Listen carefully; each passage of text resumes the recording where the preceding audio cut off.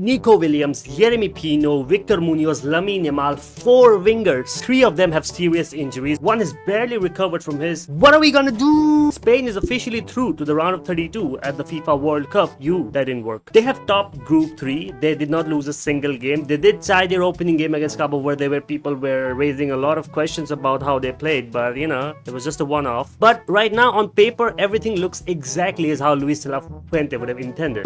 But there is a serious problem happening, and that is the injury concern growing, especially in terms of the wingers. Today, we are going to talk about the massive injury crisis that is rapidly taking over in the Spanish national team. It's like an illness. It's like COVID. We are diving deep into the Spanish winger injury problem, dissecting the devastating updates around Nico Williams and Yeremy Pino following that brutal physical clash of UFC against freaking Uruguay. I mean, what's your problem, Uruguay? We're also gonna explore how the pre-tournament gamble that Luis de la Fuente took in bringing Victor Munoz, who was of course with injury. Nico Williams didn't recover ahead of the FIFA World Cup. It's a gamble that Luis de la Fuente paid, and is he gonna be paying the price for it? So let's start. This Spanish team and the specific system has gone very radical changes under de la Fuente. For years, Spanish football was defined by endless passing networks, 1,000 passes, hoarding possession, and all the other stuff like that. We all remember the frustrating World Cup exits in 2014, 2018, 2022, when all their game revolved around sideways passing and just hoping that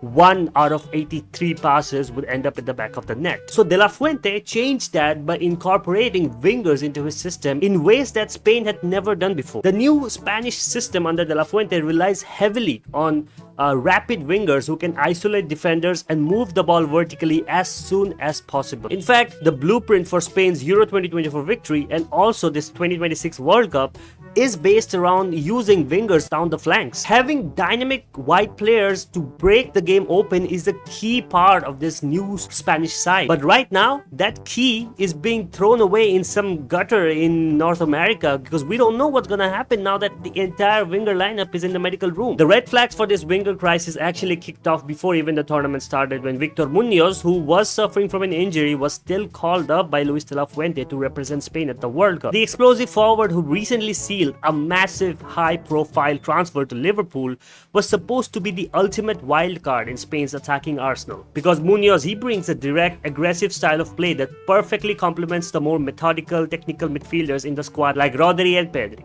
But he arrived at the national team training camp carrying a lingering muscle problem.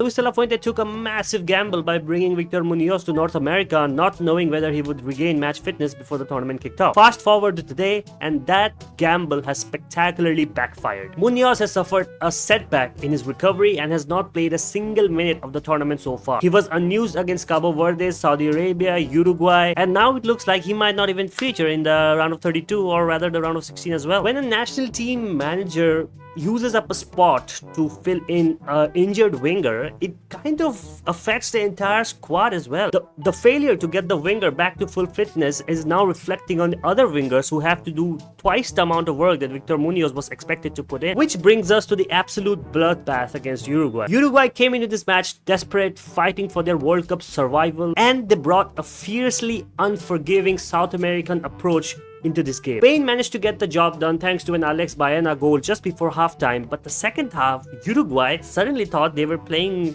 freaking rugby or something. That's where we talk about Yeremy Pino. The Crystal Palace winger was brought in as a substitute in the second half, meant to provide fresh legs and exploit spaces being left behind by a tiring Uruguayan defense. Instead, in the 66th minute, he was involved in a heavy collision. The images of Pino awkwardly hitting the turf and instantly clutching his shoulder confirmed a serious injury for Yeremy Pino, and now it has been confirmed officially, or rather nearly confirmed, that he will miss the rest of the tournament. And the problem with this injury was that Luis de la Fuente had already used 5 substitutions, so Yeremy Pino had no other choice than to stay on the pitch and continue playing through the injury, possibly making it worse. After the match, the Spanish medical team did diagnose a collarbone injury, and it looks like Yeremy Pino will be flying back home to recover, because I don't think he's gonna get any more minutes due to his injuries at the 2026 FIFA World Cup. But somehow, this is not the worst. You think it's gonna be that easy? Nico Williams also got injured. Man, the electric athletic club winger who has in the last few years become an absolute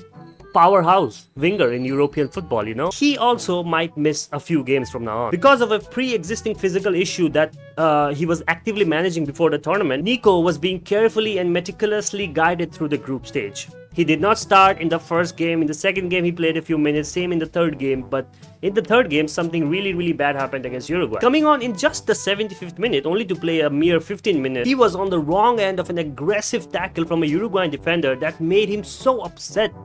That injury that happened because of the tackle probably now keeps him out for a few more games, because he posted on Instagram saying, you know, he's calling out the Uruguayan player, saying that he should not have made the tackle when the game was... If you're trying to win the game, you should not be going for tackles like this. But the Uruguayan players, as I said, they completely lost their heads and were just flying into the tackles, and that's what Nico Williams paid the price for. Following the final whistle, Nico Williams went to the press and reported a groin injury. So now if Nico Williams is ruled out or even severely limited, Spain loses their most potent attacking outlet on the left. So with Victor Munoz sidelined indefinitely, Yeremy Pino probably flying back home for recovery, and Nico Williams' uncertainty about his injury status ahead of the next game, all eyes naturally and inevitably turn to one teenage prodigy, Lamine Yamal. Yamal's talent is completely undeniable, right? He is the generational prospect, the heir to Messi, capable of producing moments of pure magic in the football pitch. But Yamal also arrived at the 2026 FIFA World Cup carrying hamstring concern. In fact, Lamine hasn't played a full 90 minutes of football in the last 2 months since going off injured for Barcelona in one of the last league games of the campaign. Now, due to the complete collapse of Spain's winger depth, the coaching staff might be forced to rely on a teenager that is already carrying hamstring discomfort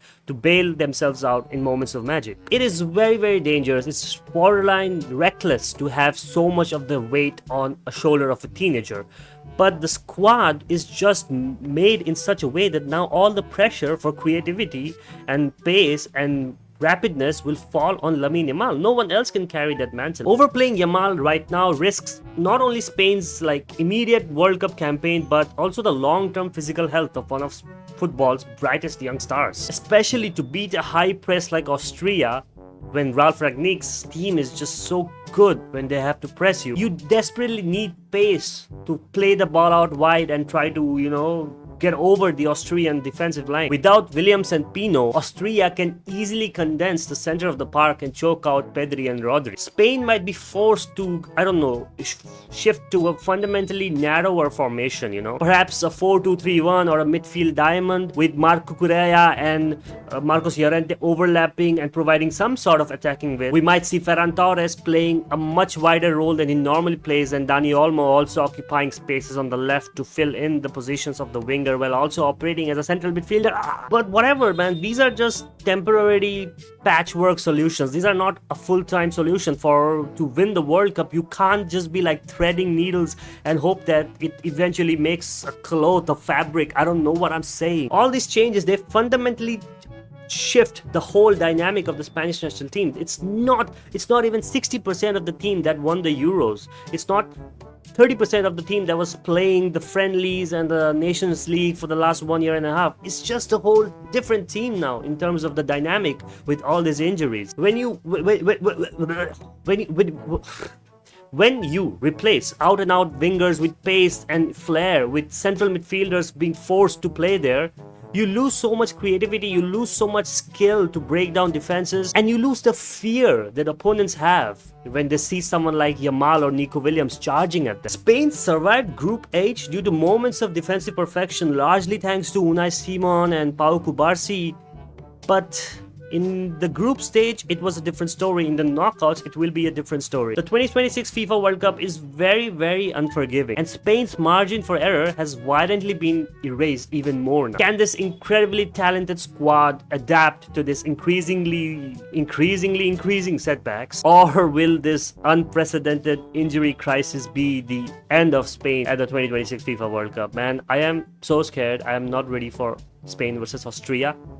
But whatever happens, you know, La Liga Week will keep on churning out content. So make sure, if you enjoyed this video, then you drop a like and you subscribe to La Liga Week. And I will bring you more videos about Spanish football and the World Cup and even stuff beyond that. So yeah, thanks for tuning in. It's been a pleasure ranting at you. See you next time. Hasta luego.